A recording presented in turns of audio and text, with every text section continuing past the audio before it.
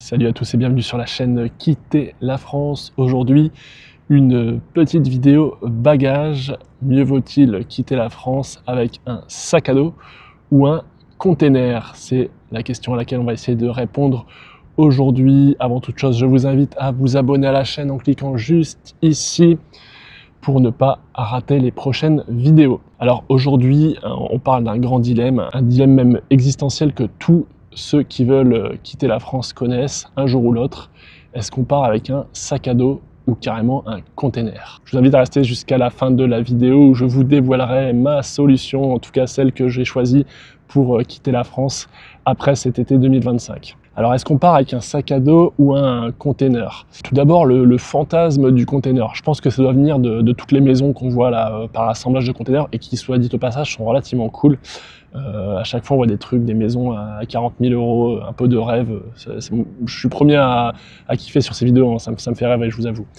Au début, quand tu prépares ton départ et que tu n'as peut-être pas forcément l'expérience du voyage, et qu'en plus, si tu es quelqu'un de sérieux, structuré et prévoyant, eh ben, tu vas commencer une petite liste. Alors, il y a le canapé là qu'on vient d'acheter, on a payé 6 000 balles le canapé, on va s'installer à l'étranger, enfin c'était en couple en l'occurrence, hein. Moi je suis célibataire, mais voilà. Le canapé que je viens d'acheter à 6 000 balles, ça fait chier de le laisser là, et puis si je mets l'appartement en loc, ils vont me le pourrir, j'ai pas envie de ça, et j'ai envie d'avoir mes meubles, donc le canapé j'ai envie de le prendre, la vaisselle, c'est la vaisselle de Tata Janine, pareil, je me vois pas la laisser ici, c'est compliqué, donc j'embarque la vaisselle, le bureau, la bibliothèque, la friteuse, 5 paires de baskets, 12 serviettes, enfin bref, la totale, et les 3 fameux cartons mystères avec les câbles, les cadres et les papiers que tu n'as pas triés depuis 2009. Ceux-là, c'est les plus importants à ne pas oublier. Donc en gros, tu te dis que tu vas pas partir à l'autre bout du monde sans ton grille-pain fétiche que tu maîtrises parfaitement au niveau du réglage pour avoir une tartine ni trop grillée, ni trop pas assez grillée, quoi. Et puis en général, tu as bossé dur pour ces affaires, hein. Tu les as accumulées à coups d'heures supplémentaires, donc tu n'as pas envie de les laisser derrière toi.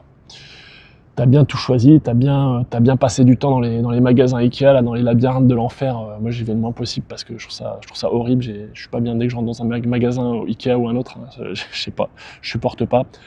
T'as un attachement sentimental pour ce tapis Vluggebrut Ikea que tu as payé 199 €, donc il est bien légitime que tu veuilles l'emmener avec toi à l'étranger.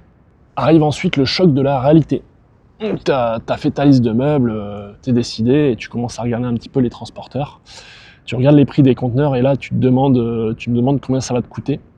Tu commences à découvrir des prix à 5 chiffres et d'un seul coup le grille-pain au réglage fin il est beaucoup moins indispensable.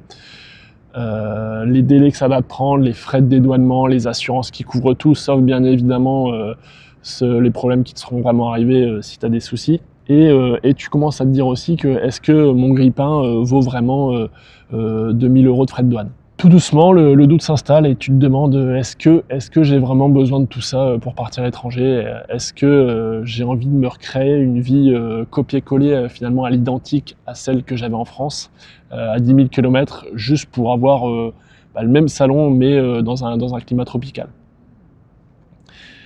Par opposition, on va avoir en mode radical, ça va être l'option sac à dos.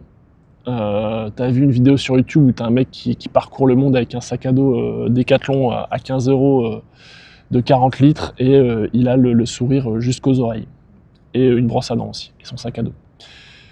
Et t'as envie de le haïr parce que toi tu t'es fait chier à accumuler toute ta vie des canapes sympas, une télé plate, un grille-pain qui fonctionne au poil. Je sais pas pourquoi je m'obstine sur le grille-pain, je suis désolé, hein, mais voilà, t'as du matos et t'en es content et t'as pas envie de le lâcher comme ça, et en même temps t'as les nerfs parce que le gars il a l'air ravi de finalement ne pas posséder grand chose. Et puis donc au début tu le haïs et puis au fur et à mesure tu commences à l'écouter et puis tu te dis en fait c'est peut-être pas tellement con ce qu'il est en train de faire, et que si t'es honnête avec toi 2 minutes, concrètement de quoi t'as besoin pour vivre finalement, pas grand chose, quoi, hein.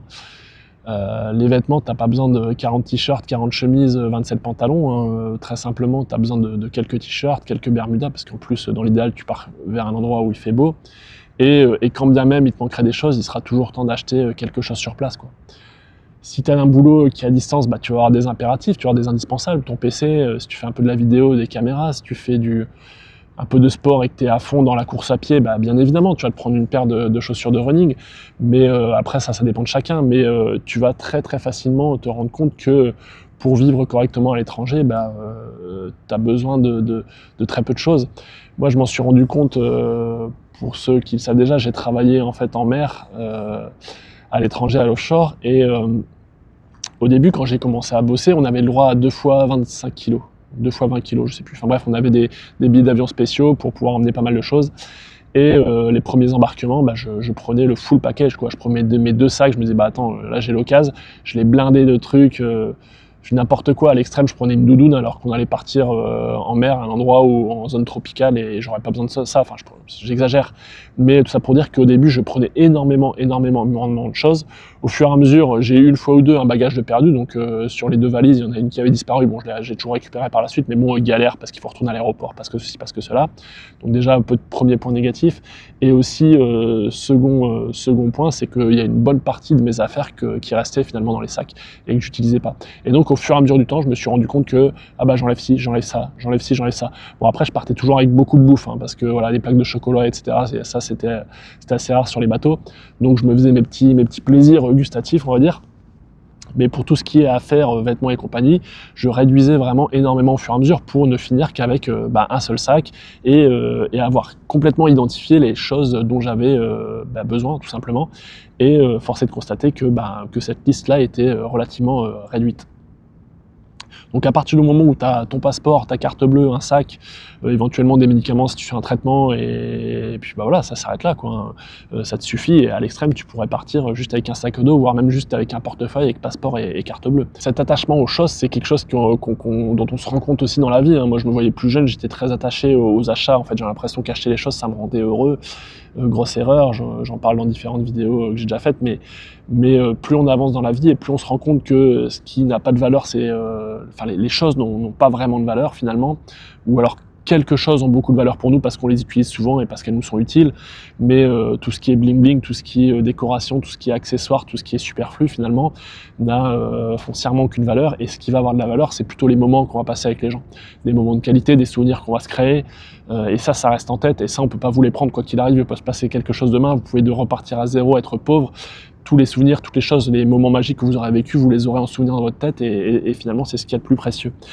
Et donc au fur et à mesure du temps, on va avoir tendance, c'est une observation générale, les gens vont avoir tendance à basculer du matériel à plus des moments, de la qualité de vie, du temps. En fait, on va valoriser plus le temps passé plutôt que la possession de choses concrètes. De la même manière, en prévision d'une expatriation à l'étranger, dans un premier temps, vous allez tout de suite vouloir vous dire je veux prendre un maximum de choses parce que je quitte mon pays, donc je veux emmener avec moi tout ce que j'ai accumulé.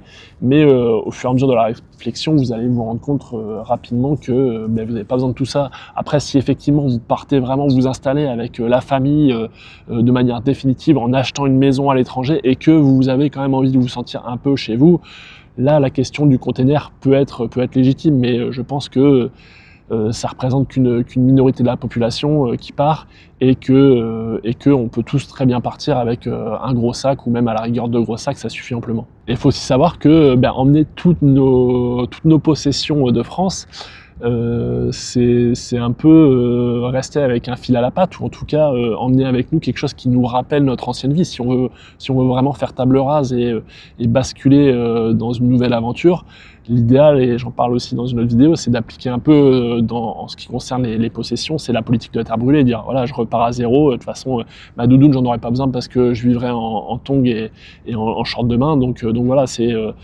prendre vos affaires avec vous, toutes vos affaires, je veux dire, c'est un peu traîner votre ancienne vie comme une remorque, et ça peut être fatigant, voire complètement inutile. Donc en résumé, voilà, on pense qu'on a besoin de choses matérielles, mais à trop en accumuler, c'est finalement les choses qui nous possèdent. C'était le quart d'heure philosophie de comptoir, mais bon, c'est vrai.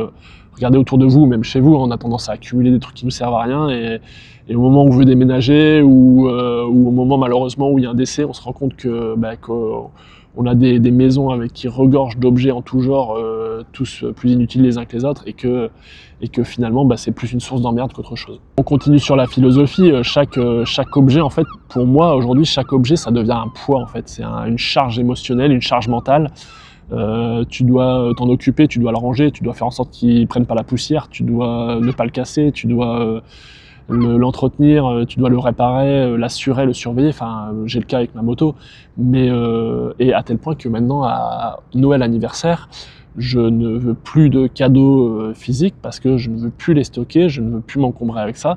Et j'ai même du mal à le faire comprendre à mes proches qui veulent à tout prix avoir un cadeau, en fait, avoir quelque chose de physique en fait à donner. C'est très ancré dans les mœurs. Et moi, je suis vraiment anti ça maintenant. Et je leur ai dit que maintenant, si vous m'offrez quelque chose de physique, à la rigueur, offrez-moi un truc à bouffer qui est sympa parce que ça, je sais que voilà, ça me fera toujours plaisir. Mais le cadeau physique, ça va me créer un cadeau négatif. À la rigueur, qu'il m'offre rien, ça me fera encore plus plaisir que s'il m'offre quelque chose de physique, quoi, un objet concret. Bon, j'ai encore du mal à faire comprendre, mais doucement, c'est en train de prendre. Mais voilà l'état d'esprit, je pense, qui est le bon à avoir vis-à-vis des objets dont on peut finalement être dépendant. Alors, en résumé, sac à dos ou container. Comme vous l'aurez compris, voilà, je suis quand même plus sac à dos, même si peut-être que sac à dos, c'est un peu extrême, mais je me dis que pourquoi pas y venir un jour, parce que effectivement, je les ai vus aussi, hein, ces vidéos des mecs qui partent avec 3 fois rien.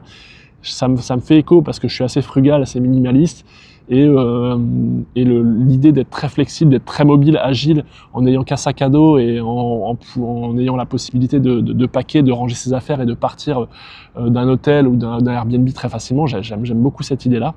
Et c'est un peu le sentiment que j'avais quand je travaillais sur les bateaux, à savoir, voilà, on emmène nos vies dans un sac et en un claquement de doigts, on peut tout ranger dedans et partir et aller vers de nouvelles aventures. Et ça, c'est niveau mental, niveau charge mentale, c'est hyper apaisant, on se sent hyper léger. Finalement, c'est voilà, le sac à dos ou container, c'est pas vraiment une histoire de volume, hein, c'est une histoire de choix. C'est est-ce que je pars pour reproduire ce que je connais déjà, ou est-ce que je pars pour vivre autre chose.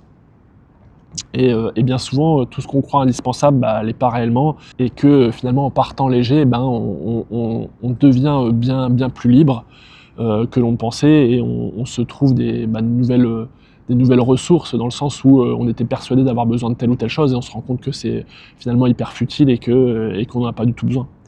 Vous l'aurez compris, moi j'ai choisi l'option sac à dos, on va dire sac de manière générale, et je le regrette pas, et je me vois, quoi qu'il arrive, pas du tout me dire demain que je book un container pour déménager à l'autre bout du monde. Je sais que je trouverai des endroits pour vivre qui me plairont tout à fait, et à la rigueur, les seules choses que j'emmènerai avec moi, c'est peut-être du matériel de kitesurf, parce que c'est une de mes grandes passions, si ce n'est ma grande passion, et c'est le seul truc pour lequel je serais prêt à prendre un gros bagage, quoi.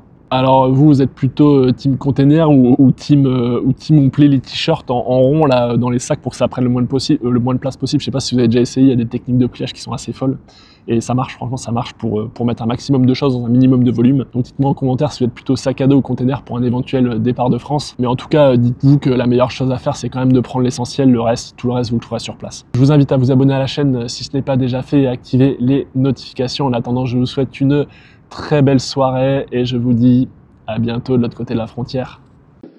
Vive la République et vive la France.